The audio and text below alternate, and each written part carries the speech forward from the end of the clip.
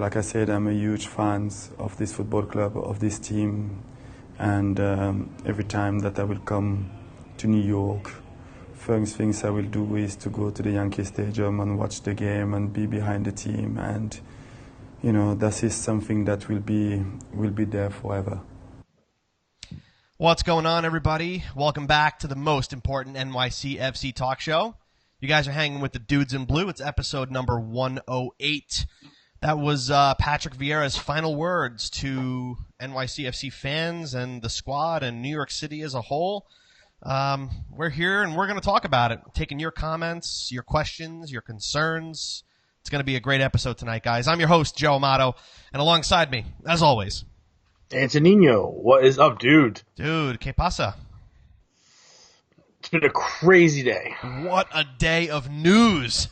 Crazy day. It was like, we don't know anything. We now know everything. That's been the last 24 hours with this club. It's pretty amazing. Unbelievable. Yeah, right off the bat, let's start saying hi to the Dudes in Blue faithful. Who's here? We got Eric, what's going on? Steven Berg, what's up, dude? Henry, what's happening? Jason, Jorge, Coco, Joey, everybody's popping and saying what's up. Hope you guys are doing great on this Monday night. Let us know where you're watching from. Just like Jason is saying, he's chatting with us from his local supermarket. That's fantastic. Well, we're glad that you could be here among the bread aisle or wherever you are.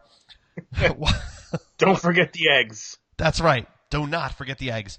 Guys, there is no question as to what we're going to talk about this evening. Patrick Vieira's official departure. We have a brand new head coach, and we still somehow, somewhere, have to sneak in a little bit of talk about the Atlanta match that happened over the weekend, because that seems to be the least important thing that's happened in the last 48 hours for NYCFC. Would you agree? Yes, I would. Pretty much. Fantastic. Well, guys, start chiming in the comments. Hit the like button. Share this. Give us the follow. Facebook, Instagram, and Twitter if you don't already. At Dudes in Blue. Why don't we just get right into it here, dude? Patrick Vieira and three assistant coaches gone in one fell swoop. Let's hear the hot take. The hot take from my perspective is, it's a hard one. I mean, it's go on social media. Everybody that's in the showing right now, the viewing, you could see it two different ways. You're seeing it, thank you, Patrick, for all that you've done. You've been a great coach. You got us on the map. You've built you've built the club up. You accelerated the growth of the club. And you've got other guys that are like, don't let the door hit you on the way out. We're upset that you're leaving halfway through the season. And it's very fair to understand both. Sure. And hopefully in our explanation over the next few minutes, we'll try to make some sense of everything. To the negative people, and I was one of those negative ones for a few minutes. Look, the schedules are not the same. MLS and the European clubs, the schedules are two totally different things. They play through the winter. We don't do that here. So what did you expect the guy to do? You're not going to expect a club in France or anywhere else in Europe, for that matter, to wait 4 months for their coach to finish coaching here. No, absolutely not. It's not going to happen. A month, maybe, who knows? I don't know, but you kind of want to have a game plan going into the season, and their preseason starts in a few months, so that you have to understand. I don't think it's anything personal. I think at that point it's business. I'll throw the question to you, dude. If someone offers you a job that's going to pay you more, that's going to get you more recognition, that you're going to be more comfortable with, it's your home country, you're going back to your roots. Dude, listen, you're going to jump if I'm him, I 110% understand the decision. Just the same exact way I would have understood the decision if he was going to Arsenal, right? Like we talked about months ago, right? It's a very similar conversation. Yeah. My bigger issue, the macro issue here, is Europe equals not even Europe. Nice equals greater than MLS. Nice equals greater than New York City. right? Let's talk about, the money. Money is money, right? Like if he's going to go and get more money, that's one whole thing. But I think, dude, yes, it hurts that he's leaving in the middle of the season. The schedules just don't line up, just like Andres is saying here. But I don't know, man. I'm in the middle of those two people that you talked about. The ones that are, he did so well for us, and then the whole don't let your butt hit, don't let the door hit your butt on the way out. I'm in between there, dude, because there is no doubt that he improved the quality of this club. There is no denying that. He turned a losing team into a winning team in essentially less than 12 months, right? Right. So, but at the same time, you can also point out the flaws, and you can look at and we can look forward to what we're going toward, not necessarily what we're leaving behind, right? And we'll talk about that in a little bit. But let's start with the former. Dude, the club is light years away from where it was when he got here. There's no denying that. Yes. No, absolutely. I agree 110%. He is a good coach. There's no denying he's a good coach. The standings, the stats speak for themselves. I think the issue came down to it's where it's kind of run its course. You've seen time and time again there are certain flaws, there are certain hurdles that Patrick could not overcome due to whatever reasons, due to his own stubbornness, that he just couldn't get over. He reached his ceiling with this club. That's what it comes down to. And I honestly think if City Football Group really wanted him to stay, they probably would have put up more of a fight. And we don't know in fairness how long this really has been going on. We'll never know. That's just the nature of this organization, right? But no, but at a certain point you have to understand that it's like, is this person going to be a great regular season coach? And are you going to get bounced again in the first round? And that's essentially what happened both years.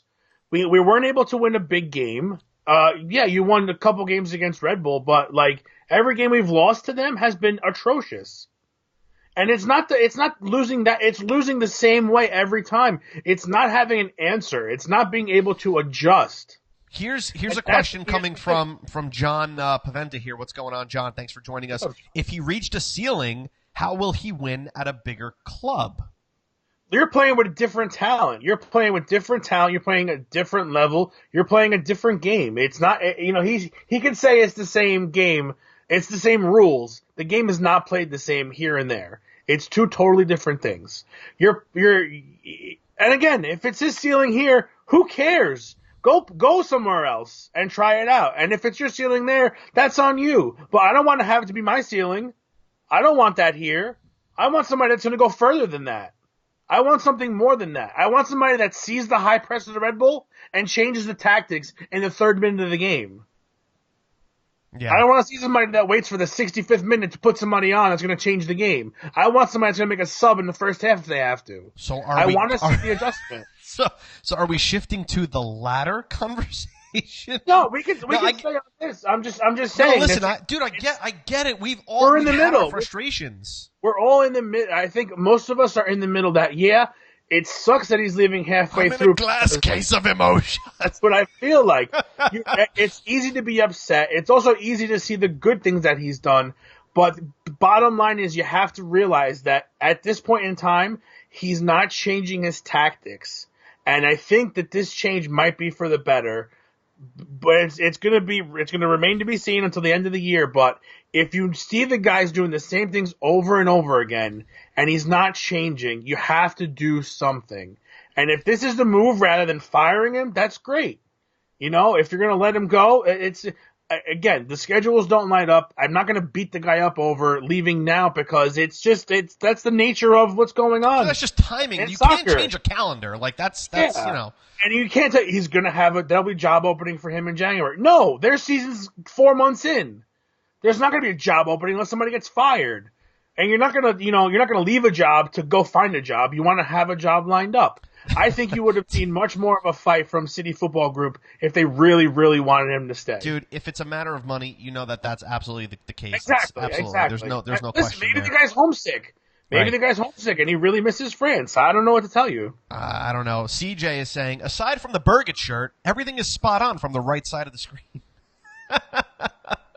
So, listen, while we continue to discuss this in the comment threads, let us know. Are you buy Patrick or don't leave Patrick? Who are you? Which side of the aisle do you sit on in this conversation? Because it's Or are you SpongeBob Patrick? or are you Patrick Star? I don't know. This is Patrick. John says we need a coach who can adapt, and I agree with that 100%. I think that Yeah. was if we're gonna shift over to the the negatives here. Shift. We're just shifting around left and right here, just like the news cycle. We didn't have a coach that could adapt. We didn't have a coach that could adapt half to half. Couldn't really adapt team to team. He tried some things with formations here and there, but it never really worked out. There was a certain stubbornness to the way that he coached this squad, almost to a fault. And there are some things that have been said over the last week or so, excuses that have been made. You know, the team is young. It's only 4 years old. Like, listen, dude, I can rattle off a list here of reasons why it's like, please, there's the door. I could do that on both sides. I think the focus though needs to kind of be on forward now. I think, and we probably should have been looking forward for the last couple of weeks because look, we knew that this was coming. This was not. Was it a surprise? No, it wasn't a surprise after everything that's been going on, rumor-wise. Christina is saying, I understand his move and I'm not mad. My concern was the loss of the assistant coaches before the announcement of a new coach and who are our new assistants. We are going to be great and I still think we have a solid chance at the cup. And I said that as well. I tweeted that out not too long ago. I'm actually more concerned about the assistant coaches because not only you didn't just remove the head coach here, you removed 4 key members of the training staff. And that, I think, will probably hurt more than anything else. Yeah, the sum was greater than the sum was greater than the total of the parts. Something like that. The sum of the parts was greater than the whole. Thank you. That's right. Thank you. I think a lot of people wanted the assistants to stay to try to keep that game plan that Patrick laid down in place. And again, for some reason, part of me thinks that I kind of don't want that. I want a new regime to come in and be like, yeah, we're going to take a couple of good things from here, but we really want to focus on doing things a different way. Now, lucky for us, we have a 2-week break where, the team can have a couple meetings. They can go over things. It's not like trial by fire. You don't have a game coming up Wednesday afternoon where you got to just pick up and go from there. But again, the relationships that you have with trainers and the people behind the scenes, those guys are what really makes the team tick. It's the guy who's giving you leg massages. It's the guy who's putting you through therapy. It's those guys that work the team to get them back to full. There's no way you could play 3 games in a week without these guys. Yep. On the staff. It's impossible. It's just, it's too much. So for me, it is a big loss, but again, you're going to bring in a new coach. He's going to bring in his guys anyway. Here's the question though. Who does he bring in? We haven't heard anything. And you know what I mean? Because dude, if you're Pep Guardiola's right-hand man, do you really think Pep's going to let you take anybody? No, probably from that side of the world? Probably not. But again, that's one of the question marks that we're going to have answered. So let's look forward here. Let's look forward. Obviously, Dominic Torrent, and dude, before today, I didn't know anything about the guy, right? And like most of us, we really had no idea. And you were like, who? I'm like, why is there an E in Dominic? I'm like, it's Dominic. Something is not right here. I'm like, I'm Italian. It's Dom. Dom's coming. That's right. over. He's Dom. That's it. I'm sorry, but he's Dom. We already have a Dom. We have an Uncle Dom, and that's the only Dom that we worry about right now. I know. Very true. Very true. So let me just run down the stats here for everybody, and then you guys can chime in with your opinions in the comments and do it, obviously, you as well. Sure. Assistant coach at Barca and Bayern. Been Pep Guardiola's right-hand man for 11 years. Dude, the man has won 24 trophies as an assistant coach. I think that's a couple more than Patrick Vieira's won. A couple. Just a couple smidge. Few. I do just have to put it up on the screen really quick. Uncle Dom is in the house. Everybody say hi to Uncle Dom in the comment threads. The only Dom we need to worry about. So listen, the man's track record is certainly there. More of not a behind the scenes kind of guy, but not the head coach, right? That's pretty much right. That's been his position there. But now coming in with NYCFC, you bring that experience of coaching in Europe at the senior level that, let's remember, Patrick Vieira did not have. He was training. He was training at the youth level at Man City.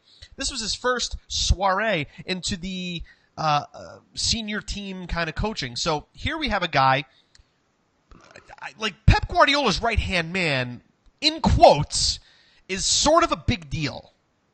Yeah, no doubt about it. No doubt about it. I mean, listen, the fact that he's coached David Villa before is a huge plus.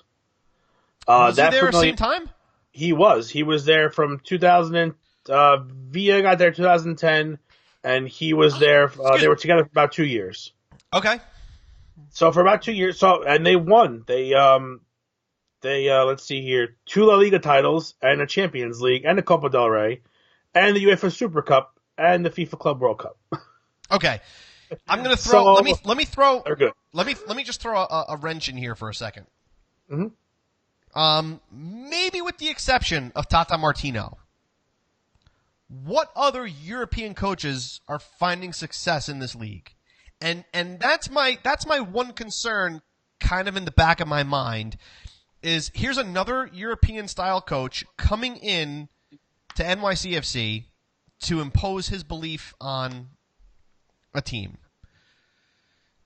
Chance that it works. It's very difficult to say. There's no doubt we have the talent on the field to make it happen. There's no doubt in my mind there that we have the talent there. Maybe with some key pieces here, but do we need another European, or do we need somebody focused here in the U.S. that understands this league, understands this style of play, and can win in this league? Because, dude, what's the sense in playing like a European squad if you're not going to compete in the European league? Yeah, well, ultimately, you want to change the way that this league is played. The games in this league are played. You want a little bit more of that skill brought in. You want more of that tactical, vision brought in. You don't necessarily want everybody to keep running nonstop, because people are going to end up having shorter careers because of all the running that's going on. You want to see a little more skill, and I think you're going to bring European coaches in. That's going to bring in players that are going to say, hey, look, this is another way to get to Europe. Like, this guy's got connections to Europe. I want to play in Europe. I'm going to go play for this guy in MLS and show what I've got. And, maybe he's got hookups he can get me in. I think right now, this league, that's what it's going to be. It's going to be a little bit of a feeder for a little while until everyone gets on board and you have a solid influx of players from every which way. And again, we can get into that. It's all development and things like that, but that's not going to change overnight. As of right now, if you're trying to make the league grow, which you are, I mean, you're adding teams left and right. You're trying to expand. I think this is one of the ways it's going to have to happen, but dude, again, I'm just looking at some of the comments here. When you have a team like Barca and Bayern and Man City, I mean, you have Barca, Bayern, and Man City. You now come to New York City, okay, where it's certainly not Barca, Bayern, or Man City. It's the complete opposite. So, right. It will present its challenges for this coach to come in here, because he's not going to have the quality that he had in Europe in players. It's just, I mean, that's just facts, right? Yeah. But yeah, I think Oh, this is funny. John's asking, was Bruce Arena busy? That's kind of funny. Yeah, dude, that's just my concern, man. I'm excited that we have this caliber of a coach coming in to train this team, but you just have to look at it as, is New York City FC becoming the training ground for Manchester City? And that's what I don't want. I don't want New York City to be the place where guys get groomed to leave. You know what I mean? Because otherwise, dude, every couple of years we're going to go through these ebbs and flows. If these guys are good enough to leave, and they're going to be constantly good enough to leave, you're going to have good players every year, just like that, just like Man City is going to have. They have a good team every year. If you can get it to that point, now again, it's going to take a little while, but if you can get it to that point, you're going to have roster turnover every year, which is fine because you're going to have great. How many European clubs have roster turnover every year? There's a ton of them. Juventus loses players left and right, but they manage to fill in those roles with key players, and they win. So it's going to take a while to get to that point, but you got to start somewhere. Right. CJ is saying that's just philosophically, this is where you do. That's just the reality of being part of CFG. Has its pros and cons. Doesn't mean you're going to lose. Being a grooming club for a bigger team like that is not necessarily a bad thing because you have to groom talented players to get there. And if players are talented enough to get there, that means that you're winning. You're not going to have a losing club send players to England. It's not going to happen. Well, it's kind of like it's kind of like what Jorge is saying. It's fine if we win cups, and I'm all for that. I mean, listen, we all want to win here. Joey is saying, since Torrent is older, is it Torrent? Somebody get me a pronunciation on his name. Since Torrent is older, I am not sure this management job is a stepping stone for him. Yeah, maybe. Listen, maybe he's comfortable and he rides it out, and he's 3 years here are good, and he stays for longer. Who knows? But at this point, let's hope he actually just makes it through the third year. Noe is saying, let it be a stepping stone. Let's attract more coaches to the MLS. And listen, I see that side too. I see this as being an attractive place to come and play and coach. So I understand it from that perspective too. You know, you just want to see your team win. You've got now, dude. Let's talk a little bit about the effect that this is going to have on players too. Because listen, dude. We've been talking about some players that have been lackluster, and we're talking about players that were lackluster that shouldn't be lackluster, the likes of Jesus Medina and Joe Inga Birgit and Yangel Herrera and players of that in that nature. What do you think a coach like this coming in is going to do to players like that? And are we going to start to see more of the Jonathan Lewises? And, you know, are we going to see more of those guys get minutes under a man like Torrent? Torrent? What are we agreeing on, dude? Let's call him Domenic. Domenic? I just call him Domenic. Well, he's got the little accent over the E in the middle of his name, so that's where the emphasis is. All right. You have to put the emphasis on the middle syllable. So I'm talking about last name, but all right, I'm with you. Listen, I'm BitTorrent. That's what I thought. Big downloads. Honestly, because I don't know about his disciplinary style just yet. I mean, none of us really do. That's yet to be seen. But you could best believe that the guy should be on their best behavior when this guy comes in. He should really come in no nonsense and say, "Listen, no one spot's promised to anyone. Well, that's right. We're going to do things this way and keep the competition going."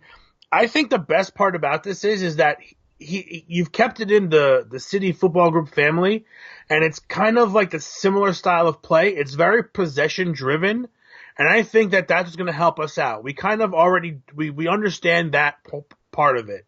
The meaningfulness of the possession is what's going to change at this point, I think. So if he indeed is going to implement Pep's style and take it directly from Pep, we're going to see a little bit of a different look on and off the ball. But, again, he might want to do his own thing. He might want to, stretch his arms out and see if he can tweak a little bit. And that could be good or it could be bad. And, again, it's going to remain to be seen. Because he's not used to being the top dog. He's used to... Right. Now he can make the decisions ultimately. And he might think Pep does a certain thing, maybe he wants to do it a little bit differently, and that's what he's going to get to do here. But if he does generally stick with the Pep philosophy, I can tell you what you're going to see. You're going to see overloading on one side of the field or another. It might switch during the game, but you're really going to look for overloading one side with meaningful passes, not like back and forth and back to Sean Johnson and back. You're going to try to stay on one side of the field and drive, and then look for a diagonal switching of the play to try to draw the defense in and out of position. We do that. We did it more last year, but we also saw it in the last couple of games where Tinnerholm was playing more forward. How many times did we get the ball switched to him and there was nobody around him? Mm-hmm. Sure. That's the style of play that's going to be implemented. As far as playing out of the back, I don't think it's going to be as much as Patrick. It might be a little bit. I think I'd be more lenient on that, dude. I think they're going to actually end up throwing the back line a little bit more forward, a little bit higher up the field. Let the keeper get rid of it, and they're going to work it that way. But meaningful passes is going to be like number one. Like, pass the ball with a purpose and make sure it gets its intended target. That's going to be the focus of the passing game. Off the ball, if you're looking at from a forward's perspective and defending from the front, Pep's got the 6-second rule. What that means is that the forwards, when the ball is given up to the defense, the forwards are to spend 6 seconds trying to get that ball back. If they cannot get that ball back within 6 seconds, they'll drop back and play defense as they normally would. But in those 6 seconds, if you can create havoc, you've got wide open chances to score because they are so out of position it's not even funny. Mm-hmm. You've got all their guys moving upfield getting ready to pass the ball. Next thing you know, they lose it, and all of a sudden you've got to play exactly like Maxey had against Brad Guzan, where he picked off the pass right in front of the net. Yep. You're going to see more of that. Cause a little mayhem in the attacking third, sure. Exactly. So you're going to want to look for that. Again, this is all based on if he's taking Pep's philosophy. He probably will tweak it here and there, but we don't know. I'm just going off of base of what Pep does now. And then when it comes to the high press, he's going to send guys forward, and this is where Sean Johnson's going to be key. His goal kicks have to be accurate, and he has to be able to dump them in the middle of the field. They can't be short because it'll cause a whole bunch of problems, and they're not going to be too long because then our offense is going to be kind of playing on on the offside line. You're going to try to break away quickly as possible. So with the offense playing a little more forward and the defenders holding back, you're going to create a little bit of space in the middle of the field, and you're going to end up getting numbers on them because they have so many guys pressing high. So you need a keeper that drops the ball in on those guys. And so that's, to me, is where Sean Johnson's going to be most effective. He just got to make sure he can get that ball over the initial wall of players. And dude, if that's not something you're working on over the last 2 years or so, it's going to be a challenge. Yeah. I want to get to some questions and comments here. Can be done. What do you guys got? So number one, Jorge is asking, do we still have a chance at the Supporters Shield with such a massive change mid-season? Dude, I think, I'm just going to tell you, we're either going to finish first or second in the league, not just in the East. We're going to bomb. Or we're going to be below the red line. I don't think it's going to be third, fourth, fifth, or sixth. I think it's either going to be feast or famine. That's where I think we're going to be. Yeah, I honestly, we have the talent. We have the players that fit that type of system fairly well. I think we do need a little bit more depth, and I think this window we're going to have to get 1 or 2 players in the midfield because at this point, definitely. This midfield's not going to cut it towards the end of the year. We talked a little bit about this last week with the window, and I didn't necessarily think any big changes were going to happen during this window, but now I have a completely change of tune because of the changes that are happening in the training staff. Which brings me to this question, dude, from Sal. Sal is asking, can DT bring in more quality players from Europe than Vieira did? And so this guy's got ties to the Segunda, the second division in Spain. So chances are you might be able to get a couple of those guys who aren't going to be bad. They'll be MLS level, but again, it's up to him to analyze what he has here and what pieces he can evidently fit in. The summer transfer window for Europe is a little bit better because that's when their contracts expire. Sure. Their contracts don't generally expire in the winter time. Yep. So this for us is kind of the moment where we kind of have to do a little bit of work. Claudio Reyna has said that he's got people in his sights. I wonder if that changes now or if they've been talking with Domenic all along and, now they kind of got some ideas. Listen, this coaching change was called far too quickly for them not to have known this was coming 2-3 weeks ago. Of course. 100%.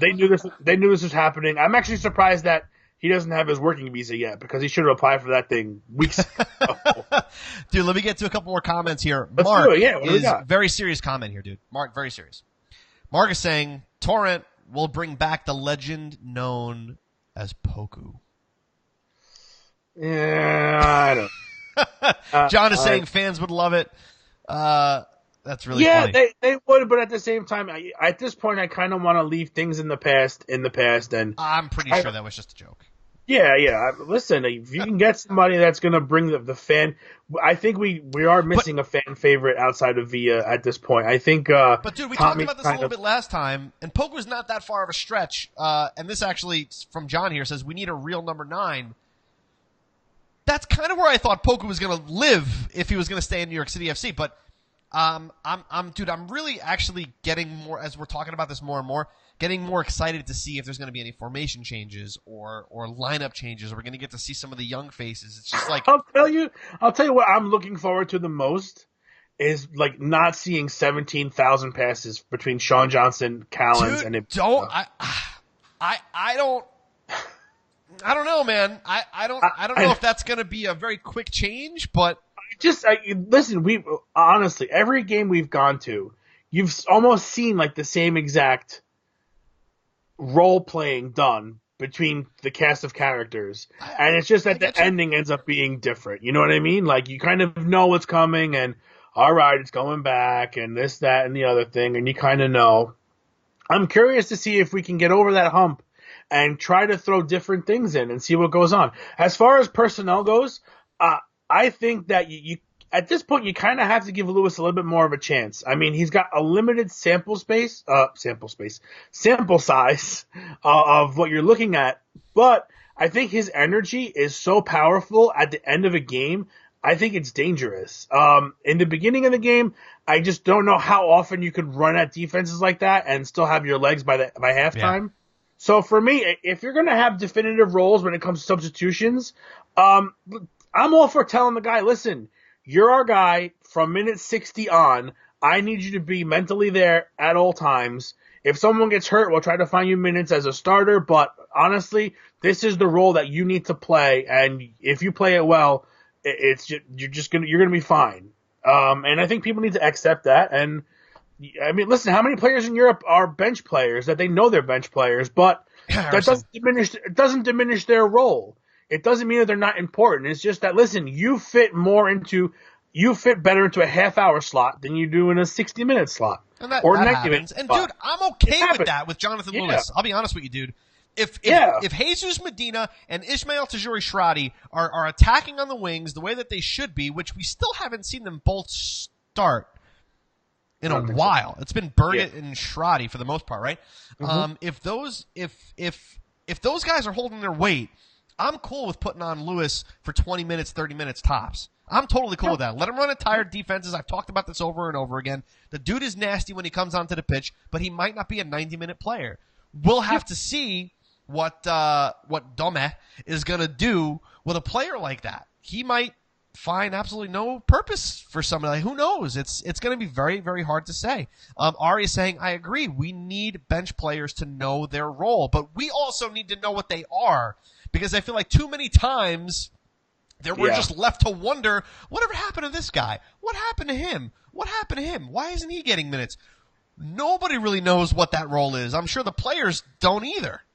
Yeah, and I also don't think, I mean, listen, if Jonathan Lewis was benched because of, being late to a meeting or something of that nature, you've got to wonder if is this coach going to be more lenient when it comes to stuff like that, or is he going to be more hard-nosed, or it's going to be It's going to be interesting to see what pans out over the next. Yeah. I would say these next 2 months are going to be super, super important. Again, we don't have any games for another 2 weeks, which is it's really good for us, especially just because we have all this new stuff happening. And then I hate to tell you, but these guys, some of these guys probably wanted to go on a little vacation or something like that.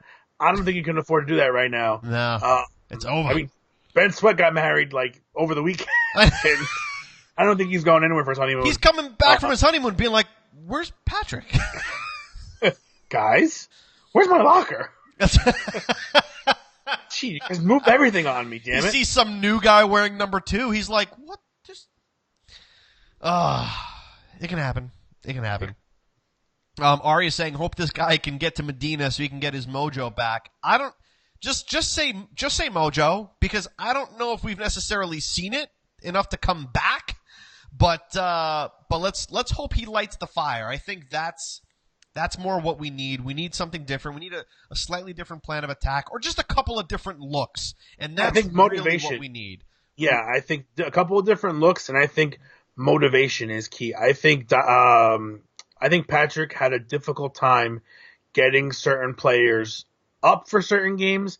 I also think he had a problem with getting players up once they were scored on. I think when we were scored on first, as a team, a majority of the time, we played much differently. You go 2 down, this team just puts their tail between their legs and just early let a few more in.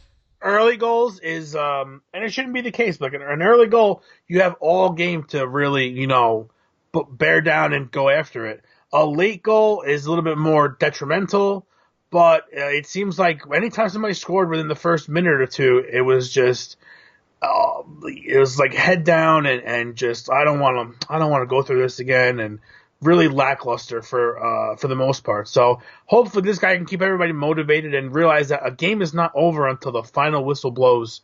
And you just got to play for 90 minutes. You got to string together good passes and meaningful possession. Again, a lot of our games that we've had, possession was there, but it wasn't meaningful. Right. Holding the ball in your own third for an hour of the game is not meaningful unless you're setting up constant scoring chances. Yep. Like we had this weekend. Well, that's exactly right. We've got to spend just a couple of minutes talking about that game, dude, because we're coming up on 38 minutes here. We're almost into stoppage time, dude. I like it.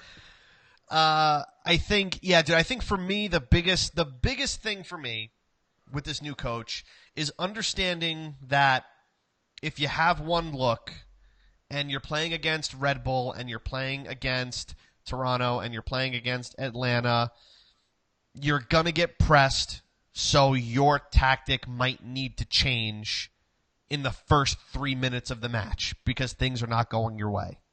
And I don't necessarily think, dude,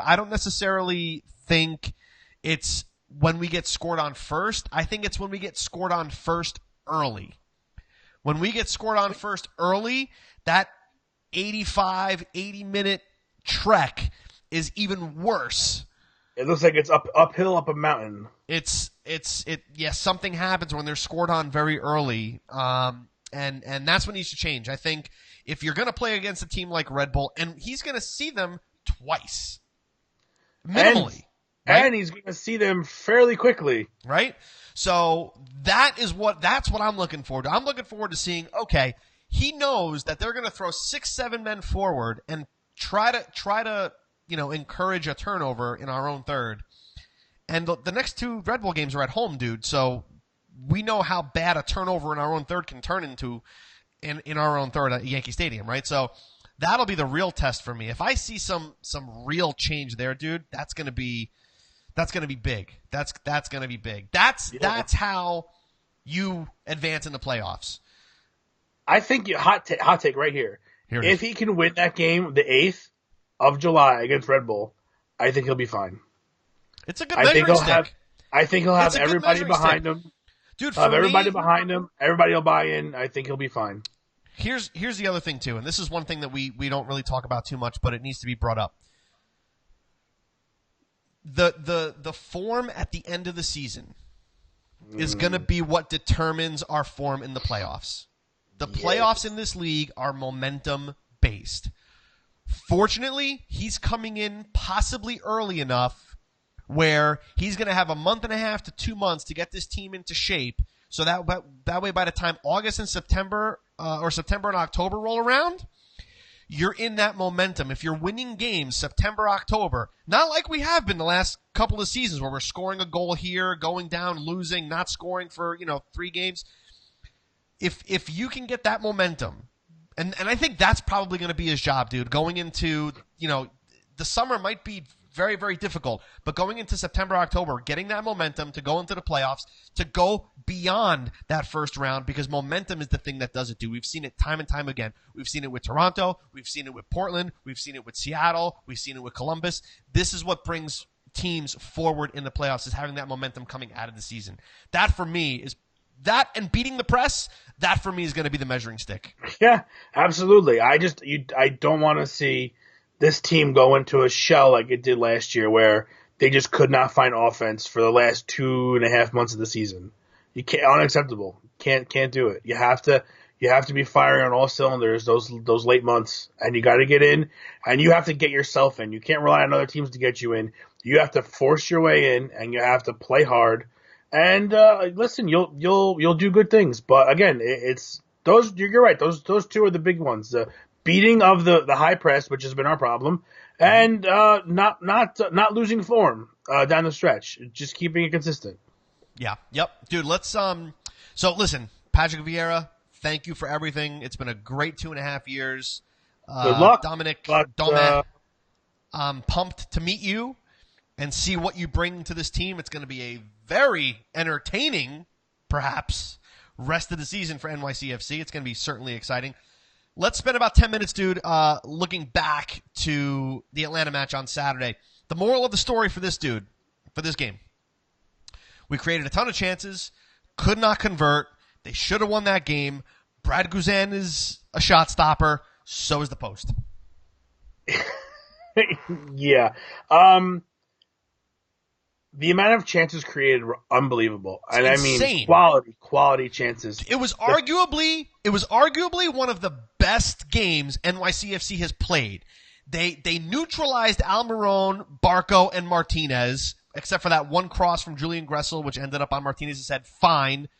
But they neutralized them pretty well, created a ton of chances, but just couldn't finish, for the love of God. Yeah, and that's something that's got to be worked on again. I mean, listen, Maxi had that one chance with the pick-off of the ball and just try to beat Guzan, who's about 4 feet taller than he is. And at that point, you just got to – it's a sitter. You just got to put it in. Just boot it to the corner of the net. One of the corners, big corner. You've got it made. But that game should have been like 4-1. Yep. And I'm not taking anything away from them because they played they played hard. It's not like they sat back, but they just couldn't get anything going. Alex Ring had a tremendous game. Yep. Tremendous game back there. I thought Tinnerholm did too, dude. Tinnerholm was getting forward. Yeah. Anytime you can keep Barco, Almiron, and Martinez at bay to a goal, you should have a great chance to win the game. You have pair that up with taking 20-some shots, putting 9 on target. Just unbelievable, man. I don't know what to. Dude, listen. If you look point, and here's why, guys. Let us know who your dude of the match was for NYCFC versus Atlanta. And here is why I'm going to say that it was Brad Guzan, despite the fact that we completely dominated that match. The main reasons why I'm going to say Brad Guzan should get dude of the match for that game, dude, is number one, Maxi's stop, the fact that he outstretched and did get him, the chip that almost went over his head that he deflected over the top of the net from David Villa. Dude, I'm telling you, Brad Guzan is the reason why Atlanta did not lose that game. Granted, we did take plenty of shots and put them on, Adam still had to stop him, still came up big. If he didn't make those 2 saves, dude, that I just talked about, the game's 3-1. Completely different scoreline. And the fact that even those shots that you did take directly at him, they didn't go anywhere. He stopped him. He caught him. He stopped him. Yeah, he catches everything and he knocks it down to a point where it's in a safe place. So I give kudos to him. I give it to him too. I mean, just deserved it. And a lot of people were saying that this game it was a tie, but it felt like a loss. I don't see it that way. I see it as you just ran rampant over one of the best teams in the league, if not the best team in the league. You're just unlucky for the most part. They were just dominated from top to bottom. And honestly, if you play a lot of games like that, you're not going to lose many of them. No, that's 100% for sure, dude. Everybody's voting for Alex Ring here. Do we let the fans decide this due to the match? I mean, we could listen because it was a tie. You could. It's not like we lost 1-0, and then I would say, yeah, Brad Guzan. You can make a case for Guzan, but you can make a case for Ring. I think Ring did a phenomenal job of breaking up the play in the midfield and doing his part to start the creation of a lot of those chances that we had.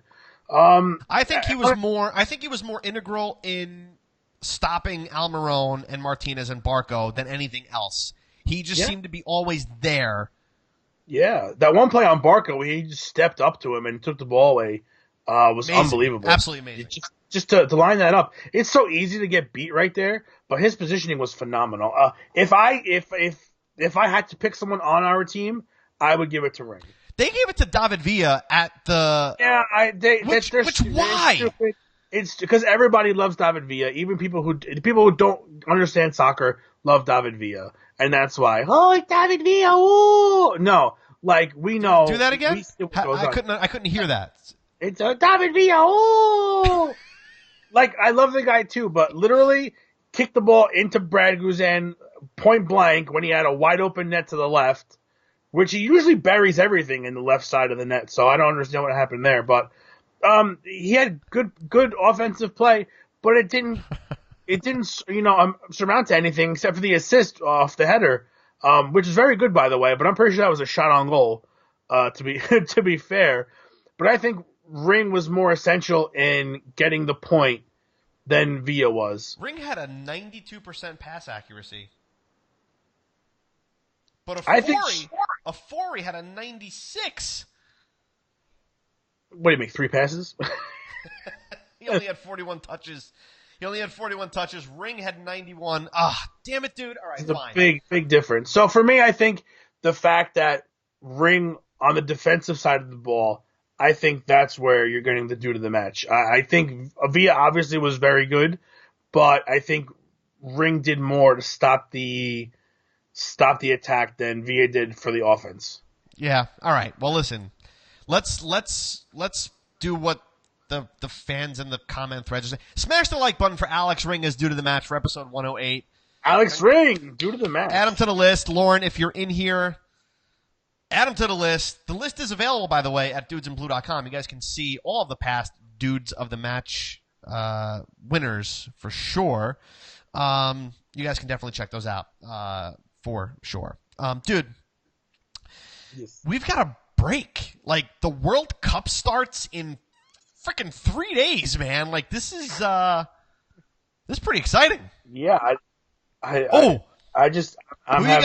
who you guys got for the World Cup? Put them in the comments. We want to know who is gonna win the World Cup. Dude, who are you going for? I'm not going for anyone. I'm actually having a hard time getting into this for some reason. It's just that I'm very sad. I spent much of the last week and a half watching highlights of all of Italy's goals in 2006, knowing that we won't see. You can't look backwards, man. Yeah, but I mean, no. Honestly, I think you are going to see a lot of great games down the stretch. I think the groups are set up nicely to a point where you're not going to have too many crazy outcomes, but I think that's going to make for some great games later on. I think my final four were Spain, Germany, France, and Brazil, and I had Brazil beating. I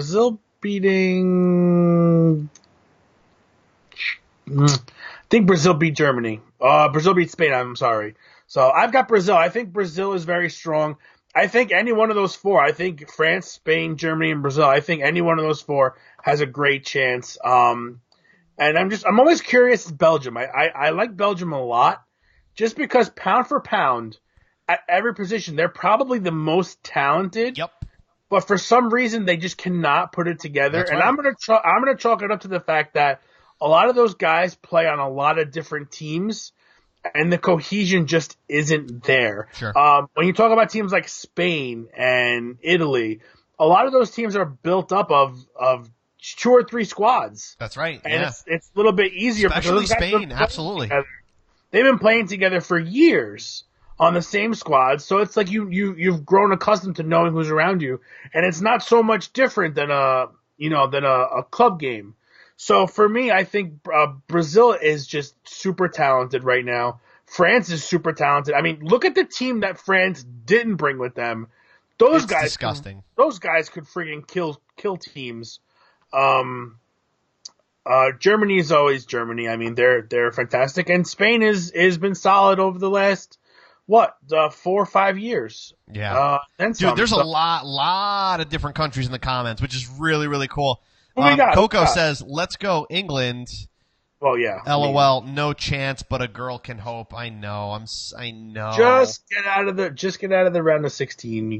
Just advance a little bit, and Noe is saying he's really interested in watching Egypt. I'm really curious. I don't know. I haven't checked the news, but if Salah is back in World Cup contention, I hope he is, man. I really hope for his sake that he is. Dude, it's hard for me. I'm a toss up between Spain and Argentina myself. I mean, you look at Argentina. I didn't mention Argentina either, but they're up in there too. Take Messi out of Argentina. You've got Aguero. Mm-hmm. You've got Dybala, Higuain, which my Juve guys right there. I mean, it's going to be tough. I'm pumped to follow it.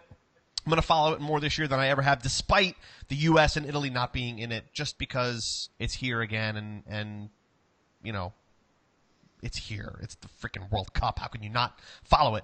Jorge's asking, will Mata and Wallace get any minutes? Boy, do I hope so. I will be watching Costa Rica, dude. I will be watching Costa Rica for that. Yes, and they should get minutes. Starters or subs. I don't think they're going to be reserve players. I think they're going to. I mean, you kind of have to play guys. You're playing so many games in a short period of time. They're going to get minutes, and I think their play is going to dictate whether they start or stay on the bench. They're 2 solid players, and I think honestly, it would be to our benefit that they do get minutes because they've been away from the team for quite a while now. Yeah, so absolutely, sure. They want to come back with game legs, pretty much, Yep. so to speak. So.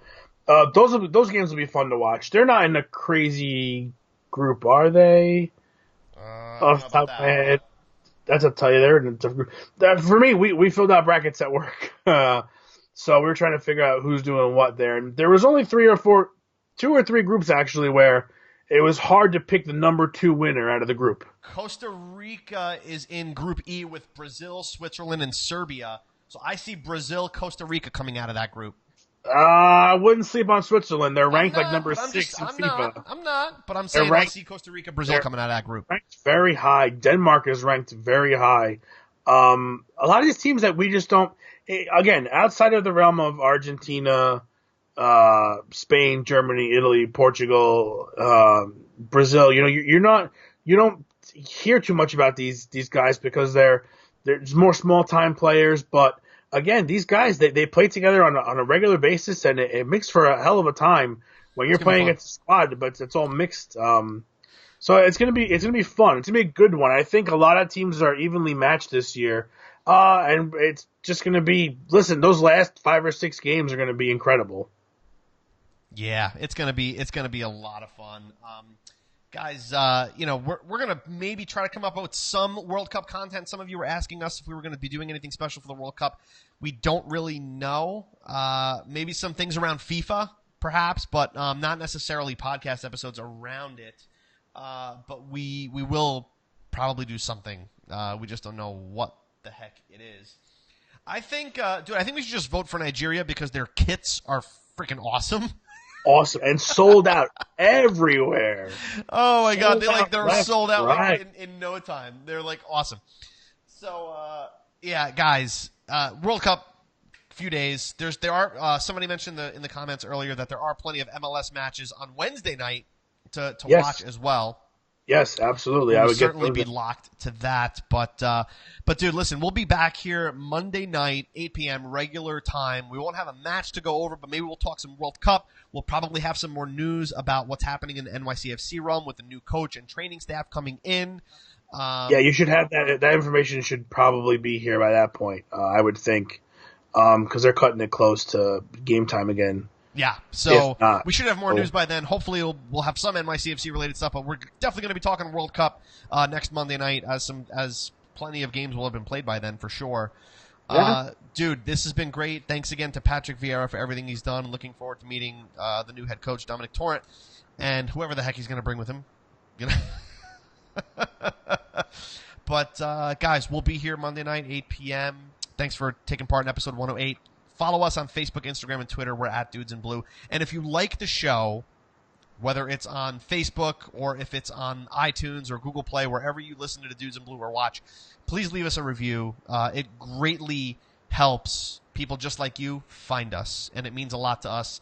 The feedback, the thumbs up or the thumbs downs, guys. We want to know what works, what doesn't. Really, that's a if you're really quite pleased or really quite upset or really quite disappointed. Please let us know. I'm sad. We're not going to be able to use that anymore. Henry is asking, when is the Tinner video out? That the team, it's in the team's hands. The team has it. They should be releasing it shortly.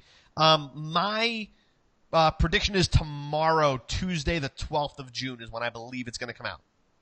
Yes, it should be. I think it would have been today had there not been so much other more important news. There were other things. Just a few other things, but at this point, at this week, at some point, I would say for sure that was a lot of fun. So and it came out great. We'll let you guys know for sure when that comes out. You'll see it everywhere. Well, thank you guys so much. It's been episode 108. It's been awesome with you guys, and really until next time, stay blue. Stay blue.